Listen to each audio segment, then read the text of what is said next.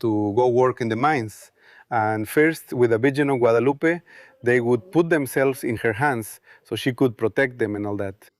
And when they were about to reach the altar of Santa Muerte, they would also say that they were in her hands and ask her to protect them too, because they knew they were. They were. But not when they left, right? To leave, not to go out. NASA knows that planes shouldn't go through there. It's like the Bermuda Triangle. It also brings them down. It's the purple prickly pear, the one that's over there. So it's because of the minerals that are here.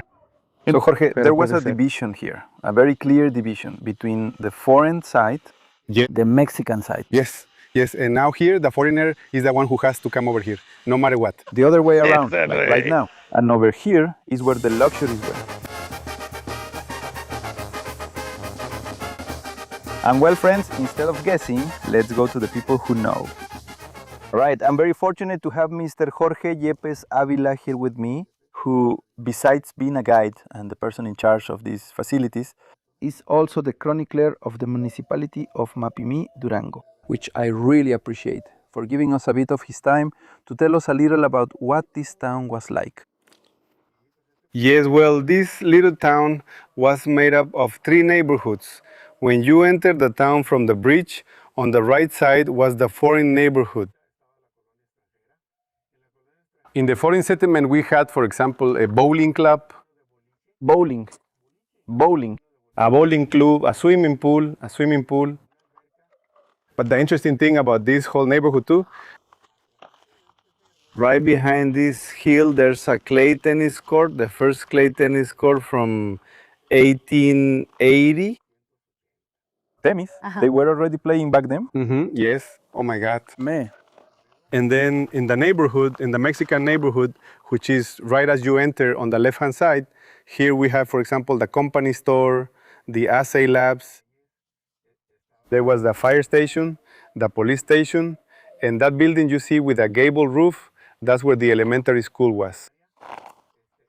Downstairs, it was mixed. Downstairs were the girls and upstairs were the boys. And then right next to it, we have an open-air theater. And then there's a little old plaza right there. And next to it is the Sacred Heart of Jesus Church. Is that the saint they worship here? Yes, well, actually, I'm going to talk about that in a moment. There's another one over in the other neighborhood. Okay. But in this neighborhood, the interesting thing is that, for example, where the bathroom area is, which is where these young people hang out, up there and below it was the hospital. A hospital, and on the upper floor, the first school of metallurgical engineers in the country. It was where extraction and mining were first studied scientifically. Right here. It was a very, very sophisticated town. Had It even had this 600 inhabitants. All of this in the 3 neighborhoods. And then there was a casino in all its splendor, a casino. There was a market, that's an adobe market with 7 doors, and part of the market is known as a kind of wall. It was big, very tall, and on Saturdays and Sundays, the Georgina de Ojuela band played there. You could hear the music all the way to Mapimí, Durango. And he was originally from here. He was from here. It was founded by an American, George, and that's why it's called the Georgina band. From George. From Ojuela. And then the other one is past the bridge. It's where that building over there is. Yeah, I saw it just now. That one right there. That used to be the church of St. Rita of Cascia. And the first level, where you were just given the tour by the guides, is also called Santa Rita. The first level, they all have saints' names. St. George, St. Jude, Guadalupe. What was the purpose of naming them after saints? For protection? Yes, exactly. Back then, it was for protection. Because if you saw during the tour, the Virgin of Guadalupe is right there. So the miners, the first place they went was there to pray. And that's where the Virgin of Guadalupe was. But along the same path, heading there, after passing the middle of the museum, there was also the altar of Santa Muerte. Back also then, had Santa no, Muerte it was was there. already being worshipped. Yeah, Santa Muerte. You see, the thing is that Santa Muerte had a different purpose. It's not like how young people have it now. No. And could you see an image of Santa Muerte back then? No, well, you didn't really see the image of Santa Muerte that much. But the miners would go because they knew that every day going to work in the mines was dangerous. And first, with the Virgin of Guadalupe, they would put themselves in her hands so she could protect them and all that. And when they were about to reach the other altar of Santa Muerte, they would also say that they were in her hands and ask her to protect them too. Because they knew it was. Well, they knew when they went in, but not when get they would out, come out, not right? to get Look, out. in Sombrereta, Zacatecas, there's a place called San Pantaleon, which was also a mining place, and people would come there to venerate Santa Muerte. I don't know. I'm not sure if it has like. Here they didn't worship her. Here they just, Bueno, they sí, just talked about her here. They just kept her in mind. Yes. No sé I don't si know un día, if pero I don't know every if day. everyone. Also, the miners, another one of those there. Another thing is that, for example, foreign officials and workers had to cross over to the Mexican neighborhood. It's because there were only 9 wooden outhouses built over the drop. What are those like? For example, there's the hill, the ridge, the end of the hill. So they were built out over the drop like that. And they were held in place with cables attached to anchors. Mm-hmm. And yeah, they would get there. Everything was made of wood, everything in the bathrooms. So that's where they would go. I told them. I called them Grandpa because my grandpa was one of those who were there. And I met him here in 1960 because he used to come, he will do maintenance on it to the plant where the electricity was sent from there, from Mapimí, all the way here up to the top. And also the drinking water, they would also bring it up from Mapimí to here, to this birthday. They had some very powerful booster pump stations Yeah, because they're very powerful for being able to, they had all the technology, they had everything there to be able to bring it up here. And here it was amazing. Over there in the market, there was a little booth for a security guard, but he was walking around. Didn't he hear you? He looked impeccable, really, really sharp. But he wore gloves. They were supposed to have gloves and carried a baton. That was all part of his police gear. He looked after the kids and the little ones who were playing around there, playing behind there. There was a children's area there, so while people were shopping, everyone would leave their kids there. They wouldn't take them into the market. They wouldn't go in, you stay here. And there the police officer would give them lessons about what it meant to be a police officer in those days. And to the kids, he would entertain them with all that and then watch over them like, hey, kids, you just stay here and here. And then he would go to their parents like, hey, your child is here, have a good day, and so on. It's just that before, Mr. Jorge, Sí. we used to see in the movies from the golden age of Mexican cinema, Sí. when the police scenes came on, it was such elegance. No. A way of carrying tanto andar oneself. bien And the a same walk, police digo. officer.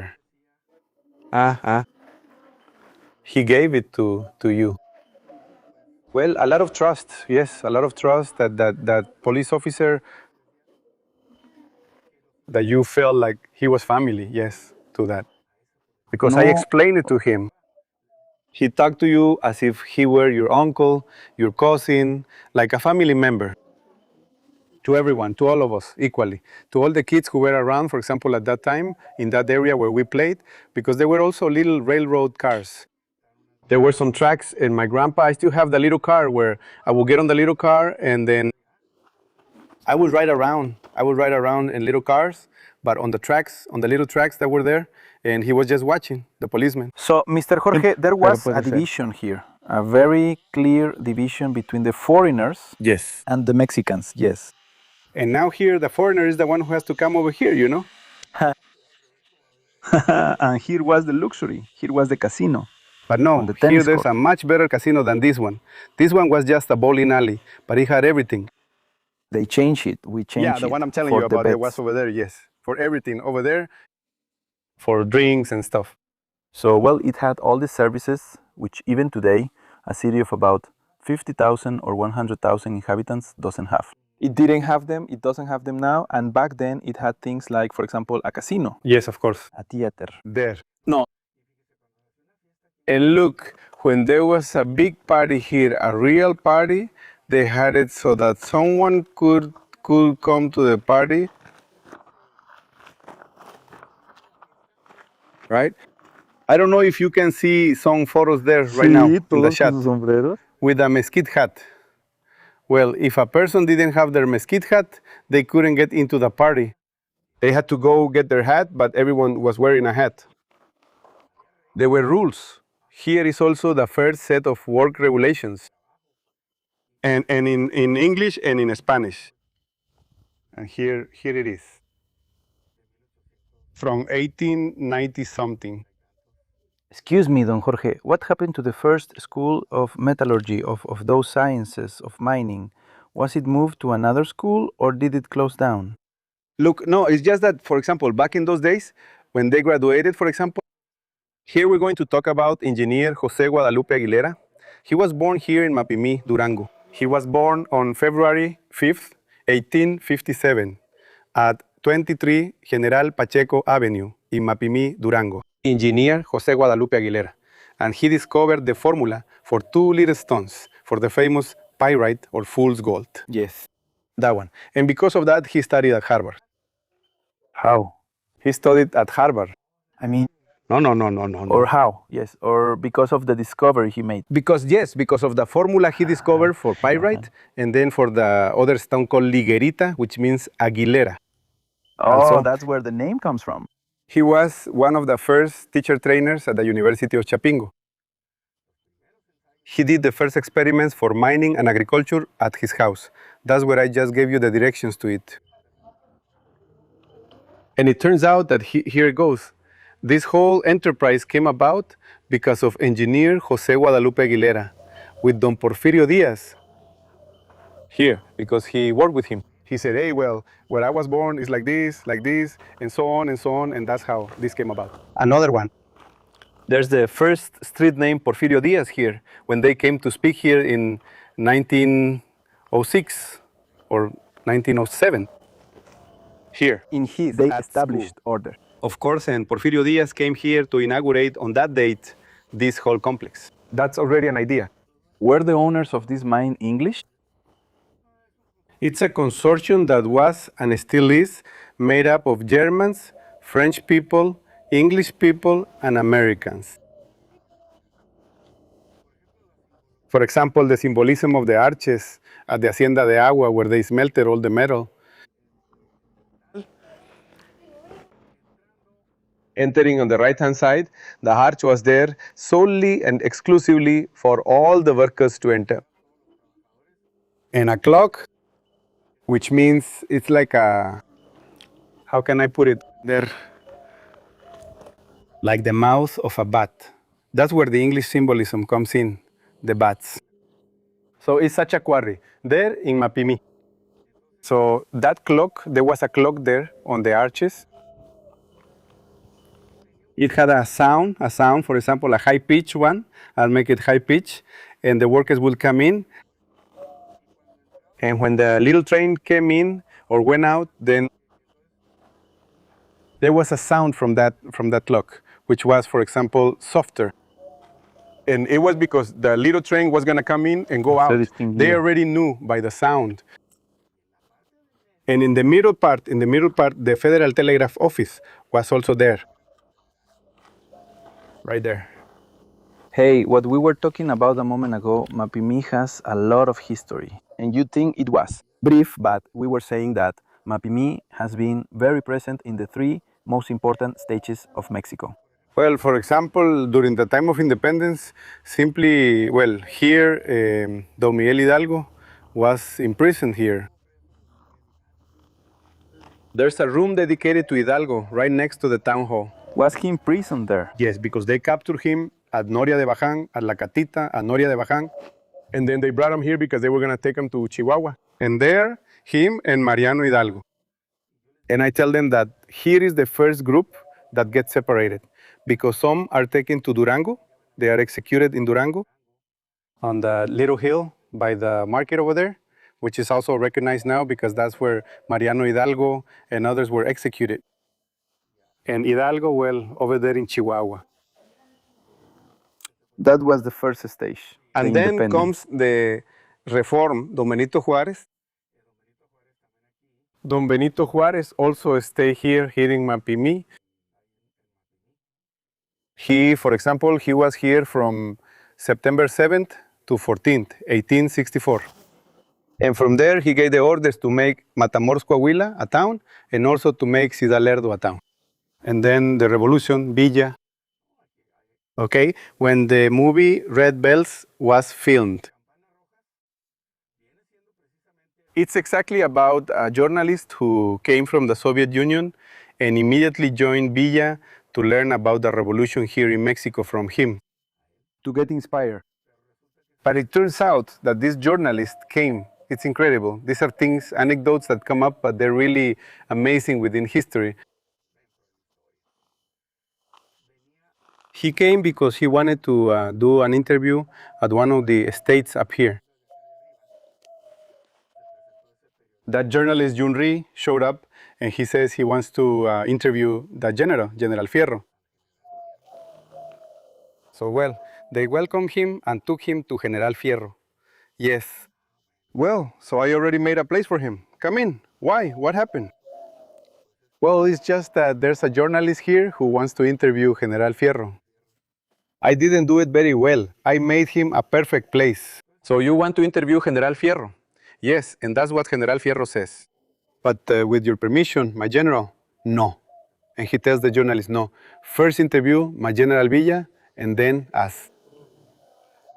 And that's where it comes from. That's why there are so many photographs, because he punished him. Well, from now on, you're going to be with us throughout the whole revolution as punishment.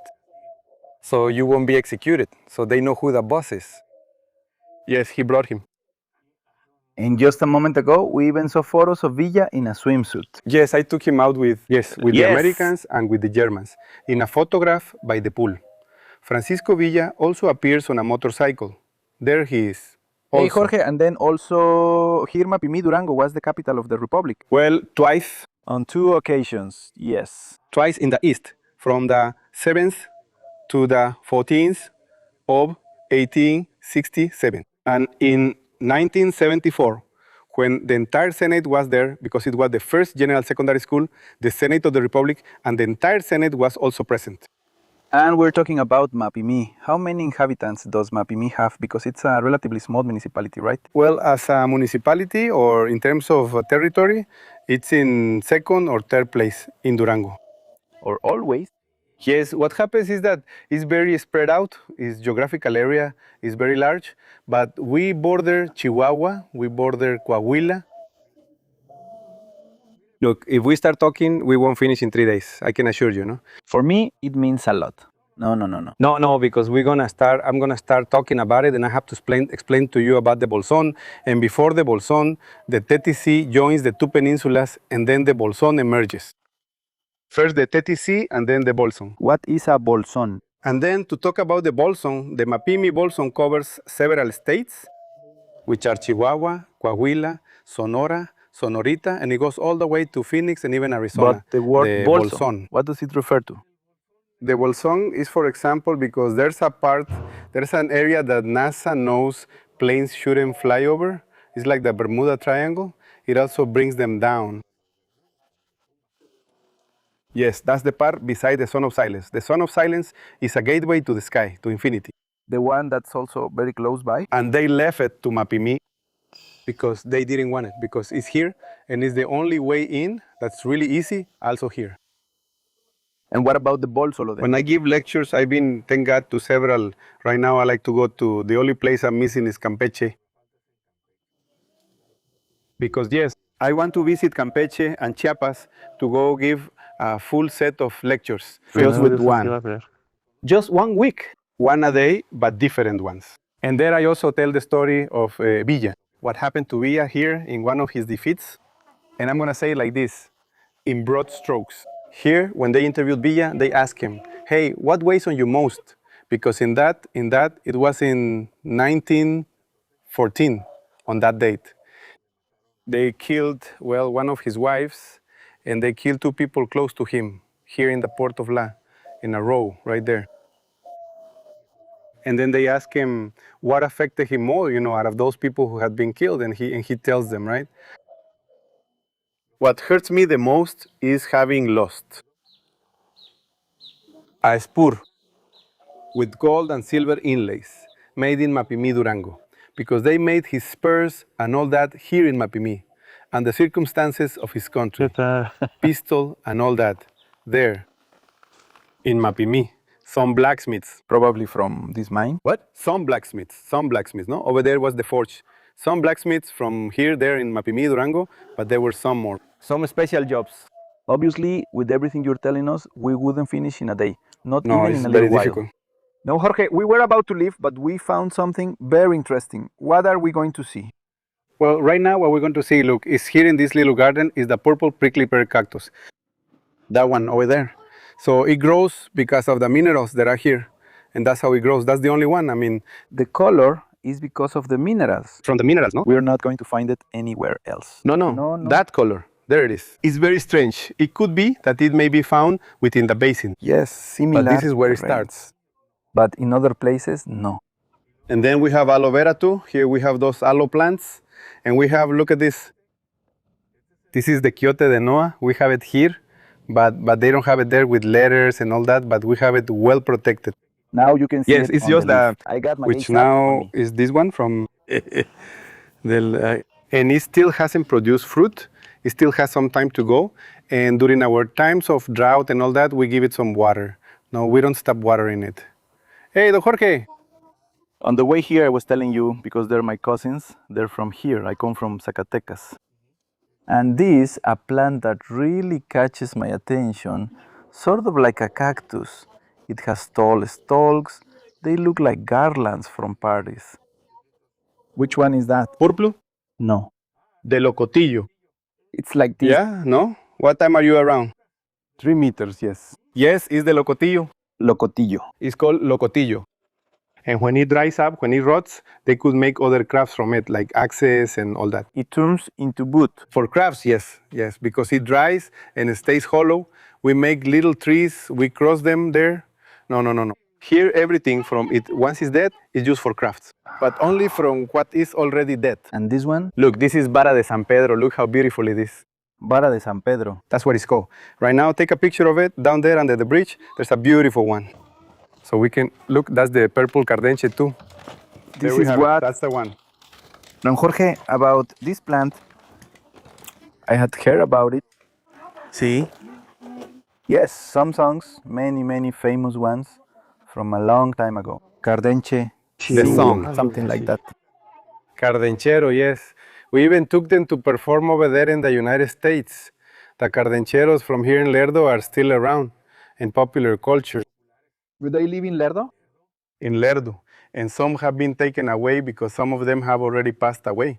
Some who used to play the violins and played this, The Tololoche. the tololoche. Because Just that between Cardenche 2 or 3, sound, that's all. That music is very mournful, is very, well, look, emotional.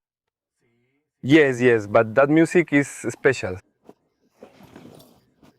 It's special, for example, because like it says here, you will dance and hold her as they were singing and you could dance to it. And they were singing and used it for dances. And they were playing it also for processions, for pilgrimages. Cardenchera music was used for all of that. And they were singing a cappella. Everything They sang is a cappella. without instruments. Yes, they sang a cappella. But they had amazing voices. The old men, yes. I still gotta take, I'm not saying, well, I went to the other side because I've never been over there yet, but here in Durango and all that, to participate to 2 old men from here.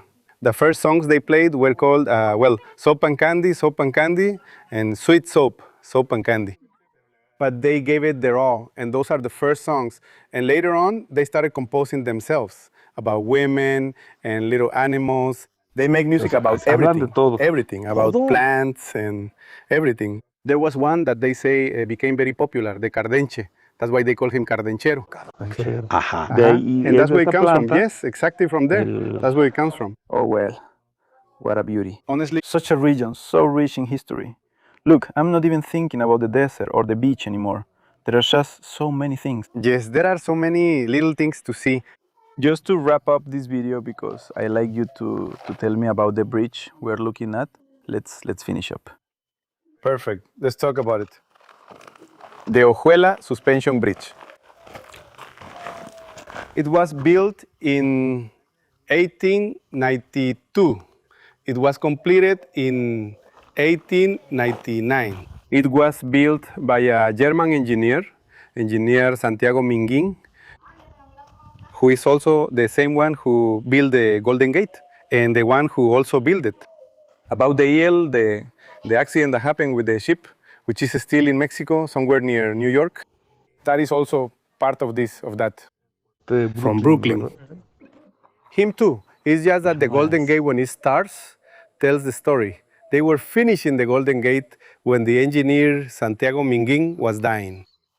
And it was finished by an engineer named Strauss. But this one did finish it completely for a reason. If you look, you can see it's slightly inclined. And here there was another bridge right next to this one on another little platform that's here. That one below, look, that one there, another part made of masonry. There was a bridge there. There was a man with a cap, and he will just do this. Bam! He will signal with his cap, and they send it off, because there were some tracks here on the bridge. And they would push the car with metal, the car would come, and they would push it all the way over there, and over there they would empty it. And over here was the other train, right? Yes. The trolley will already come down. Well, The little train that would go up from where we made the switch, where you all waited for a bit to go up, there, yes, that was the switch. There, the little train was a cog railway train. The one that went up and down the hill. Because it was kind of like a gear. It had a special one in the middle of the gear, so it would help it go up with force and going down so it wouldn't slip. Like a brake. Yes, like a brake. And this bridge, well, let's say... It is tiene más de- 325 meters long, about 1.25 meters wide, and it has 100 meters of open space over the stream. I have a question. Look, a while ago, I was looking over there. Those cable-like things you see to go up to that property. Yes. What are they? They are the starting points. Is that the veins here in the metal, like everywhere, they take them from the beginning and work on them. Over there is, for example, the beginning where they start working on them, and there are some that go in and others that come out. But for example, if you just enter the tour right now, it has 3 natural vents. That's why there's a breeze, but everything is still there. There you don't need anything. In cold weather it's warm, and in hot weather, when it's really hot, it's cooling. It's like there's an air conditioner. It really helps with everything. No, on the contrary, everything it's amazing. It's really amazing. But that's because they had it since the beginning, from over there. Those vents. Yeah, they leave those natural vents, right? This one has 3. That's why everything is great. There's no problem, no pollution, nothing. And there's no way you'll run out of oxygen. No, there's plenty of oxygen there. Everything's great. How impressive. And that's why it's one of the mines right now known worldwide as a tourist attraction. And yes, people visit us, thank God, because people keep recommending us. Of course. The tourists themselves recommend us to others, and then to others, and so on successively. And the information that we give also, well, it is useful. I know it is. Sure, yes, definitely. So up there, what was left of the third part of the town? Yes, we see that building, but what else was there? Over there? It's just that people also went there to work, because those who were over there on that side were marginalized. I'll tell you why. Because over there, only those who had smallpox, those who had spots, those who had sores, those who had all those kind of things work in the Santa Rita neighborhood. But of course, They work. Outcasts yes, of the town. because Yes. there were health standards here. Forget about it. Forget it. It was something amazing. Here, there was nothing like that. Hey, a light? No way. We'll kick you out. No. Go over there, you keep working the same. And there, they were taking care of them. Because here there was a hospital. Also, over there where the foundry is, where the hospital we have now is, right behind it, just a little bit behind, right next to it, they had another hospital there. And then there were train cars that serve as top-notch hospitals. Everything is that? related to health. Interesting. So while Yes, you're no, feeling no. sick, come Yes, on, time go to up there. work. Once you're, come on now. Here? See you next time. To prevent the rest of the No, population of from course getting not. infected. Something else. All of that. Now it's They're really details, like in but past look. years. Important ones. Yes. It's important because it's incredible. It's incredible. The organization, the urbanization, the urban planning Yes, of they course. had at No, that no, no, time. no. You would think that it wasn't very rustic here anymore, but no. No. And here he does. The little houses were made of wood. But it was for one family, like the first Infonavit houses, rather than these wooden ones. But for a family, which means just a couple and a boy or a girl. That's what they were for. That's what those little houses were built for.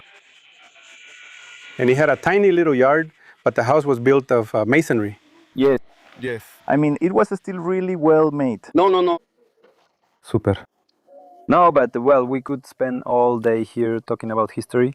Unfortunately, well, our time is limited. But I really appreciate the time you gave me, and I congratulate you for that because I see it. When you talk about history, your face lights up and you speak with a lot of joy. Joy and a lot of emotion. And people like you are needed. Keep alive the history that's being lost over time. That's what we should be doing, to explain it with as it should be, with care and all that. Yes, no, well, congratulations. Thank you very much. Here we are. Can you put him on for me? Yes, sir. Thank you. Very kind of you. Thank you for your time. Thank you. And well, if you can invite people to visit, is it nice? Of course. We invite you all to come visit to the park where the Ojoela Suspension Bridge is. As you just saw, there was also a 500-meter zip line that goes over the bridge. It's at a height of about 140 meters. 140 meters. But it's also amazing. We have 3 zip lines. And also, as you can see, we also give tours here around the ruins in both neighborhoods because we still need to clean up that one over there since there's a lot here. But with these 2, we have enough. And we also give you an explanation here in Mapimí. We keep inviting you to come visit us. No, well, thank you No, very pues much, muchísimas Jorge. gracias. No, we're at your service. Thank you. And hopefully on another occasion we can also talk about Pueblo Mágico and talk about what it is. I'm at your service. I can talk about whatever you like. Thank you very much. It was truly my pleasure. And well, my friends, that's all for this video. I thank you for watching it, for making it to the end. If you liked it, leave a comment below and let me know what you thought. And well, see you next time. Don Jorge, thank you so much. Thank you for watching this video. Thank you for visiting us. Thank you. Until next time. Oh, bye.